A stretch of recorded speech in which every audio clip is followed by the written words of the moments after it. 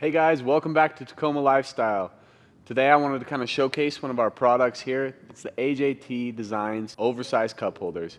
They're a great modification for the interior of your Tacoma. Alright guys, so a problem I ran into a lot in my truck is that I'd have an oversized water bottle like a Nalgene or a Hydro Flask or something like this, and it wouldn't fit in any of my cup holders. You just kind of have to sit and float on the seat, and it's just kind of annoying. So this oversized cup holder fixes that for us. Today I went with the Lunarock colored cup holder just to match the paint of this truck, but we do have 9 different colors. So the first thing you're going to want to do is remove your shift knob. You're going to want to start by putting your hands right around the top of your boot right here and just push it down until it clicks. After that, you'll just unscrew the shift knob and go ahead and sit this aside somewhere. So our next step is you'll open up your glove box and you're gonna wanna start to pry up your center console piece itself right here. So the best way to do this is just to kind of get back here, because there is a couple clips back here, and you're just gonna wanna move those off of that. Okay, so when taking this off, you're gonna wanna pull up.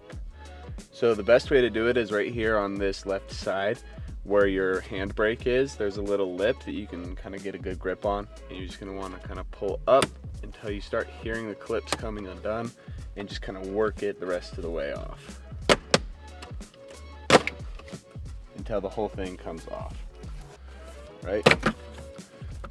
Then once you get it up, put your handbrake up like that. It's kind of a pain to get that collar back on, so I'd recommend just leaving the handbrake on if possible. Turn this up and sideways, and you'll notice that there's a little clip right here that needs to be taken off. So once you have that up, you'll see your OEM cup holders.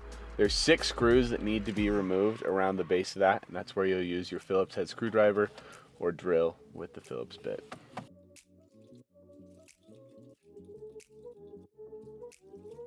Okay, so once you've removed those screws, your OEM cup holder will just slide out. That's when you're going to want to replace it with your new cup holder. So you'll take your new cup holder and you'll replace it in the exact same spot. Be mindful that this little rectangular piece goes on this bottom side right here, and it should just click right back in to right where it was. When screwing these in, be mindful not to over torque the screws. This can definitely be done without a drill. Okay, now what you want to do is just line everything back up and put it back into place.